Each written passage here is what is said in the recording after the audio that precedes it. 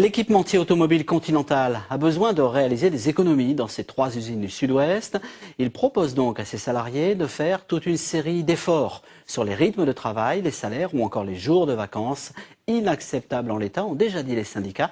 Il y avait une assemblée générale cet après-midi sur le site toulousain. Marc Ratura. En face de Freescale et ses 821 emplois supprimés, Continental.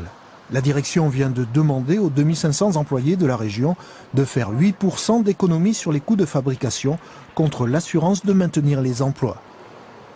Elle veut réduire le nombre de jours de RTT, c'est-à-dire augmenter le temps de travail sans augmenter les salaires. Elle veut prendre sur les salaires en bloquant les salaires, les augmentations pour l'année prochaine et en diminuant cette déprime comme celle de l'intéressement.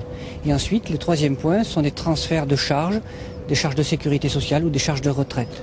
À Toulouse, Boussins, Foix, les 3 sites de Midi-Pyrénées, les mesures ont du mal à passer. Est-ce qu'il y avait une réelle motivation? Tous, on a peur, bien entendu qu'on a peur, mais il n'y a aucune garantie à l'heure actuelle qu'on accepte ou pas ce projet PP. L'an dernier, avec le PAE, ça va assurer la pérennité des sites. Cette année, avec le projet PP, ça va assurer la pérennité des sites. Et l'année prochaine, ce sera quoi?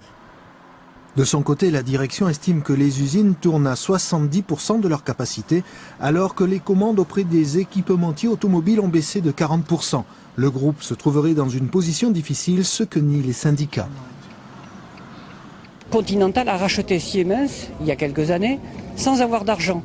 Et donc il s'est endetté. Et il veut faire payer sa dette aux salariés. Donc pour lui, il faut que les salariés se serrent encore plus la ceinture pour pouvoir rembourser la dette. Mais nous, bien sûr, nous pensons que nous avons déjà payé.